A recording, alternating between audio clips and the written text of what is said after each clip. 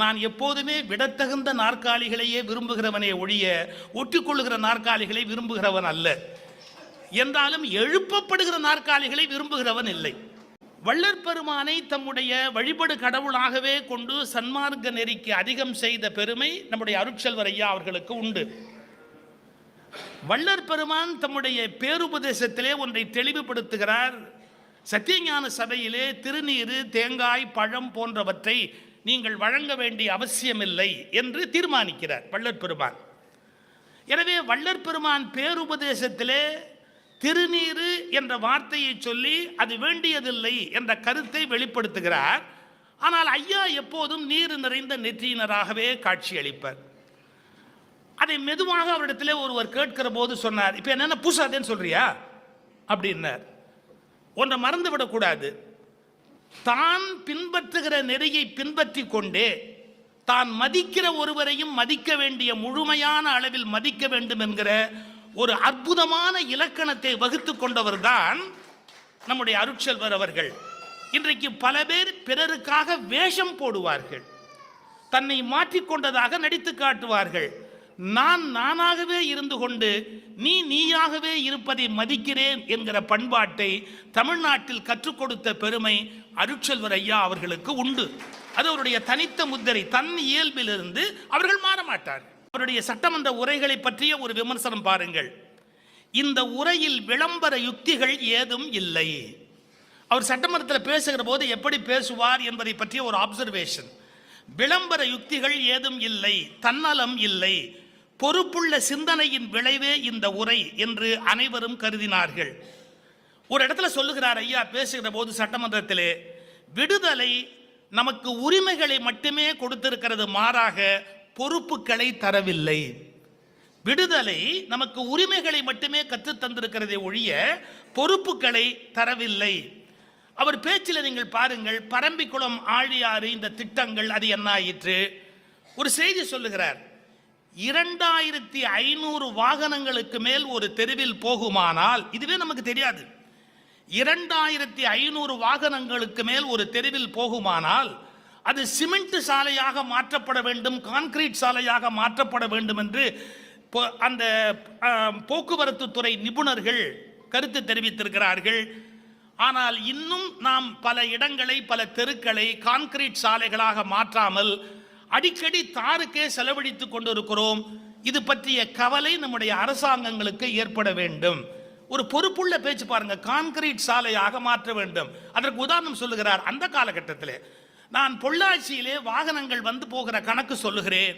இவ்வளவு வாகனங்கள் வந்து போகிற சந்தை சாலை இவ்வளவு தரம் குறைந்ததாக இருக்கிறது, அதை கான்கிரீட் சாலையாக மாற்ற வேண்டும் என்பதை பற்றி நாம் கவலைப்பட வேண்டாமா?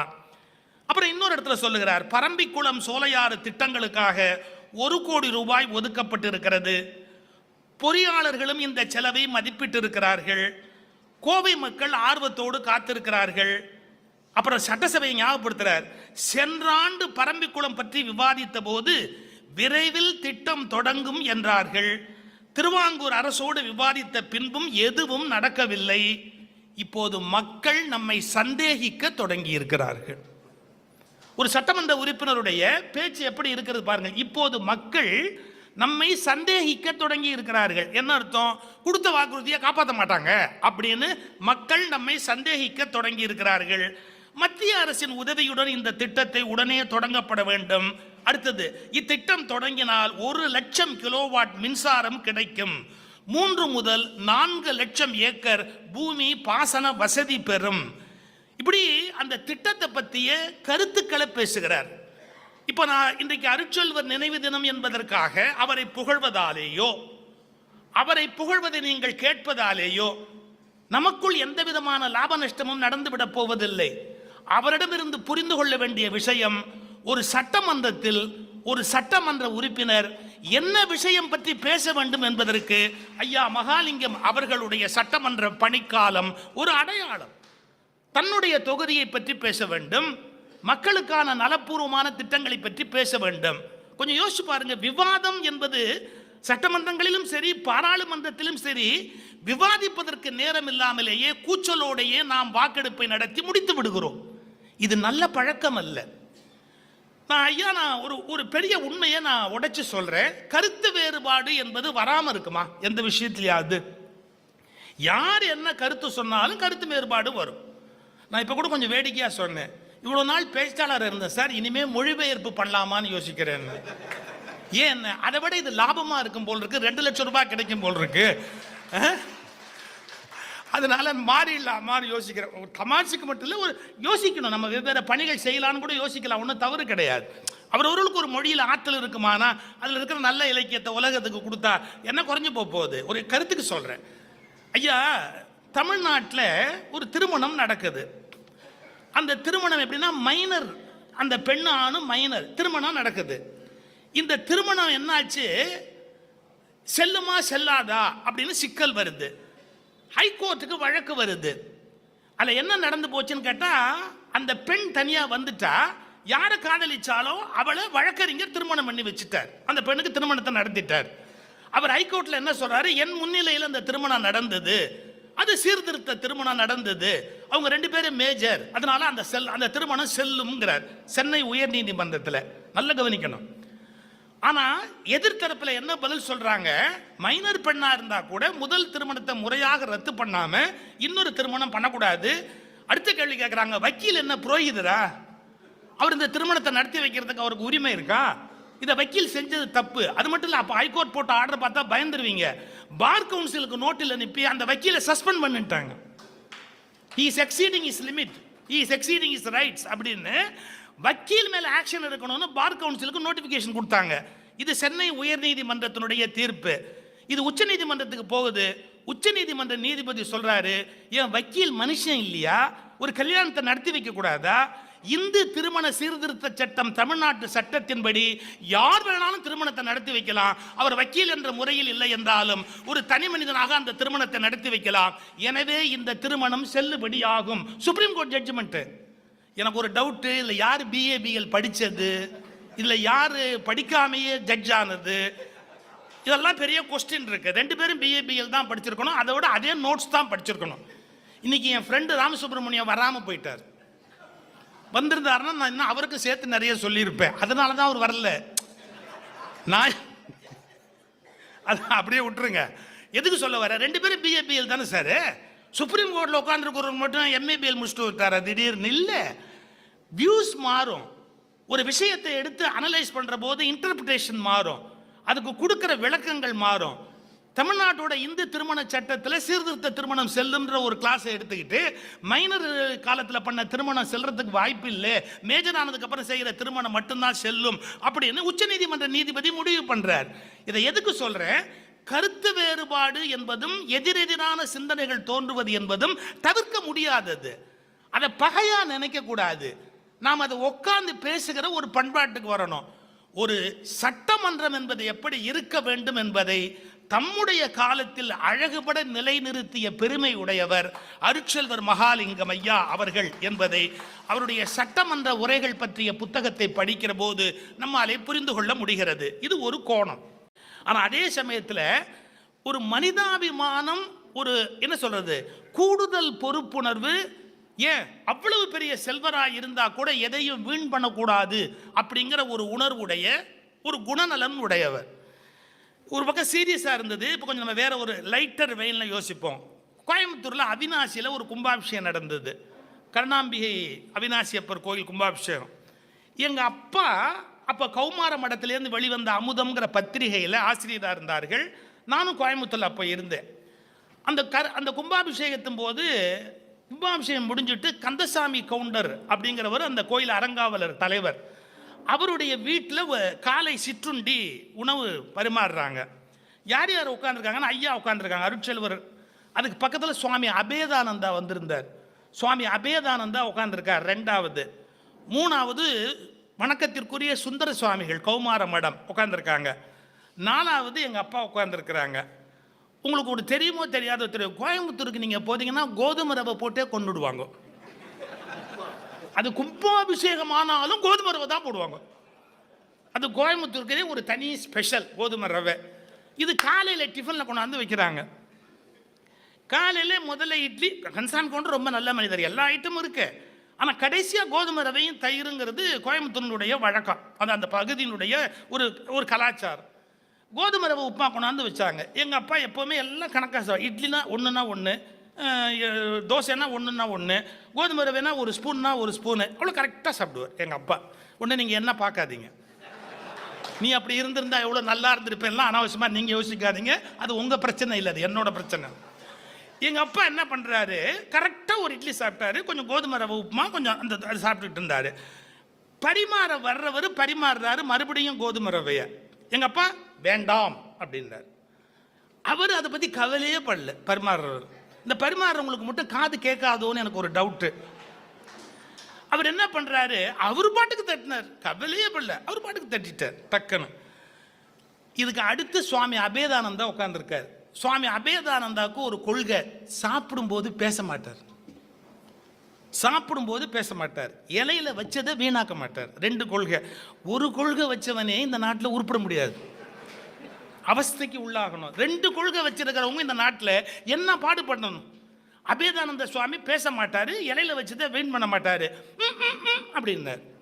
இவர் தான் மொழியால் சொன்னவங்களையே மதிக்கிறது இல்லையே பரிமாறவர். இவர் சொன்ன ஹார்மோனியம் வாசிச்சா அவர் எப்படி கேட்பாரு? அதெல்லாம் கவலைப்படல, அவர் பாட்டுக்கு உப்பாவை தட்டினாரு, உண்டுன்னு போயிட்டார். சுவாமி அபேதானந்தா பரிதாபமாக பார்த்தார். அவர் இலையில வச்சதை வீண் பண்ண மாட்டார் இல்லையா, அதனால ரொம்ப வேதனையோட அதை அப்படியே எடுத்து கஷ்டப்பட்டு சாப்பிட்டார். எங்கள் அப்பா அப்படியே கையை கட்டி உட்காந்துட்டார், சாப்பிடல. எங்கள் அப்பா சேர்மன் கேட்குறாரு, பாருங்கள் எவ்வளோ சாப்பிடும்போது அடுத்தவங்க இலையை பார்த்து அதுக்கு ஏன் இது வரல, மைசூர் பாக்கு வரல, அதுக்கு ஏன் என் வடை வரல, எல்லாம் கேட்பார். அதாவது தான் சாப்பிடுவது அவருக்கு முக்கியம் அல்ல, பலரை சாப்பிட வைத்து பார்ப்பதில் அவருக்கு ரொம்ப சந்தோஷம் உண்டு. இது ஒரு ஆச்சரியமான குணம் அவர்கிட்ட. எப்போவுமே இதை சாப்பிடு, அதை சாப்பிடு, அதை சாப்பிடு, பக்கத்தில் உட்கார்ந்தாருன்னா அன்றைக்கி நம்ம அவஸ்தை தாங்க முடியாது, அப்படி உபசரிப்பார். அவருடைய அன்பு அதே மாதிரி வேஸ்ட் பண்ணக்கூடாது, அவருக்கும் கோபம் வரும். அதனால் இலையை இப்படி பார்த்துக்கிட்டே வந்தார். எங்கள் அப்பா இலையை பார்த்தாரு. எங்கள் அப்பா இலையில உப்புமா அப்படியே இருக்கு. என்ன நீங்கள் உப்புமா அப்படியே மிச்சம் வச்சிட்டீங்க அப்படின்னு. எங்கள் அப்பா சொன்னார், பழி ஓரிடம் பாவம் ஓரிடம்னு. நீங்கள் கோவிச்சுக்கிறதா இருந்தால் பரிமாறினவனு தான் கோவிச்சுக்கணும். நான் வேண்டான்னு தெளிவாக தமிழில் தான் சொன்னேன், ஆனால் அவர் பாட்டுக்கு போட்டு போயிட்டாரு, அதனால நான் சாப்பிடல அப்படின்னு. அப்போ சேர்மன் ஒரு வார்த்தை, சேர்மன் தான் நாங்கள் ஐயாவை அப்போல்லாம் சொல்லுவோம், ஒரு வார்த்தை சொன்னார். சுவாமி அபேதானந்தா சாமி கூட வேண்டான்னு தான் சொன்னார், அவர் போட்டுட்டாரு. ஆனாலும் அவர் அதை பற்றி வேஸ்ட் ஆகக்கூடாதுன்னு, வீண் பண்ணக்கூடாதுன்னு சாமி சாப்பிட்றாங்கல்ல, அது மாதிரி நீங்களும் வீண் பண்ணாமல் சாப்பிடணும் இல்லையான்னு எங்கள் அப்பாவுக்கு உபதேசம் பண்ணார். எங்கள் அப்பா உடனே ஒரு வார்த்தை சொன்னார், அவர் சாமியார், அவருக்கு என்ன புள்ளையா குட்டியா? எனக்கு புள்ள குட்டி இருக்கு, கவனிக்க. இதில் என்ன நடந்ததுன்னா, அபேதானந்தா சிரிச்சு அவர் வாயில இருந்த உப்புமா அப்படியே அத்தனை பேர் இலையிலையும் விழுந்து யாருமே உப்புமா சாப்பிட வேண்டாம்ங்கிற சூழல் ஆகிப்போச்சு. ஏன்னா அவரால் கண்ட்ரோல் பண்ண முடியல, அபேதானந்த சுவாமியால் அந்த அந்த ஹியூமரை கண்ட்ரோல் பண்ண முடியல. படக்குன்னு அப்படியே சிரிச்சிட்டார் வாயில இருந்த உப்புமாவோட, டபால் அது எல்லா பக்கமும் விழுந்துருச்சு. இதை எதுக்கு சொல்ல வர, அப்போ சேர்மன் உங்கள் அப்பா ரொம்ப கிண்டல்ப்பா என்கிட்ட அப்புறம் சொல்கிறார், உங்கள் அப்பா ரொம்ப கிண்டல்ப்பா அன்னைக்கு இப்படி நடந்ததுங்கிற விஷயத்தை சொல்லி சிரிக்கிறார். எதுக்கு சொல்ல வர, அந்த நேரத்தில் தான் என்ன, தான் ஸ்டேட்டஸ் என்னங்கிறலாம் முக்கியம் இல்லை. ஒரு சின்ன குழந்தை மாதிரி எல்லா விஷயங்களையும் சந்தோஷமாக பேசுவது, மகிழ்வது, பிறரை மகிழ்விப்பது, இதெல்லாம் அவருடைய ஒரு வித்தியாசமான குவாலிட்டி. சில பேர் வந்து ஒன்லி பை சீனியாரிட்டி மேலே வந்துக்கிட்டே இருப்பாங்க, நாட் பை குவாலிட்டி. ஒரு லீடர்னா யாருன்னா அவங்களுக்கு சில கொஸ்டின் இருக்கு. இதை வந்து இறையன்பு சாருடைய புஸ்தகத்தில் நான் ஒரு அருமையான செய்தி படித்தேன். அவர் வந்து இலக்கியத்தில் மேலாண்மைன்னு ஒரு அழகான புஸ்தகம் எழுதியிருக்காரு இறையன்பு சார். அதில் என்ன சொல்கிறாரு, பீட்டர்ஸ் பிரின்சிபிள்னு ஒன்று விளக்குறாரு. என்னன்னு கேட்டிங்கன்னா, மேலே வந்துவிட்டதாலே ஒன்று பெருசுன்னு அர்த்தம் இல்லைங்கிறதுக்கு ஒரு உதாரணம் சொல்கிறான் பாருங்க. புளிச்ச மோர் கூட உப்பிக்கிட்டு மேலே வரும், ஒரு கரண்டியை விட்டுனா கப்போஸ்ன்னு போயிடும். அது மாதிரி சில பேர் பை ஏதோ ஒரு வகையில் மேலே வந்திருப்பான், ஆனால் குவாலிட்டி இருக்காது. ரெண்டு பேர் கண்ணில் வரல விட்டாட்டினா கிழப்பிடுவான். ஸோ அதுக்கு புளிச்ச மோர் மேலே வர தத்துவத்தை சொல்லிட்டு சொல்கிறான், it is called Peter's principle அப்படின்னு. மகாத்மா காந்தியை எல்லாரும் நம்ம மறக்காமல் நினைவு கூற வேண்டிய நாள். அவரை ரெண்டு வார்த்தை சொல்கிறான் வெளிநாட்டில் இருக்கிறவ, மிஸ்டிக் லீடர் அப்படிங்கிறான், மிஸ்ட்ரி லீடர் அப்படிங்கிறான். அவர் லீடராக இருக்கிறது, அதாவது லீடர் வந்து யாராலும் இமேஜினே பண்ண முடியாத ஒரு லீடர்ஷிப் காந்தியோடது.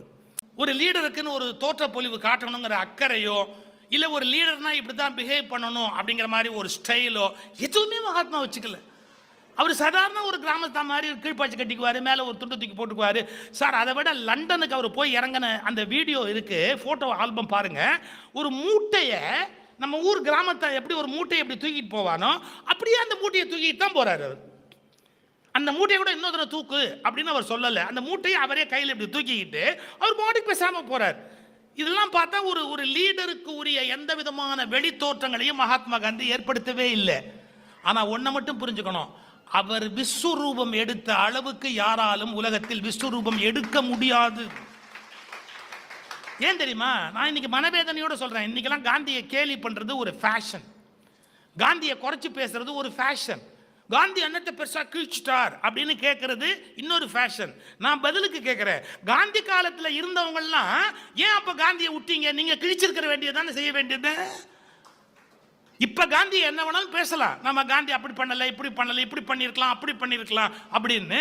ஏன் காந்தி காலத்துல கூட இருந்தவங்க எல்லாம் செஞ்சிருக்கிறது யார் வேண்டாம்னா கையை பிடிச்சி யாராவது தடுத்தாங்களா? அதற்கு உரிய மக்களை வெல்லக்கூடிய, சரியா வார்த்தை சொல்லட்டுமா, மக்களை வெல்லக்கூடிய ஆத்ம பலம் அன்றைக்கு காந்திக்கு மட்டும்தான் இருந்தது. வேறு யாருக்கும் மனோபலம் கூட இல்லை, மனோபலம் கூட இல்லை. மனோபலம், ஆத்ம பலம் எல்லாமே காந்திக்கு இருந்தது.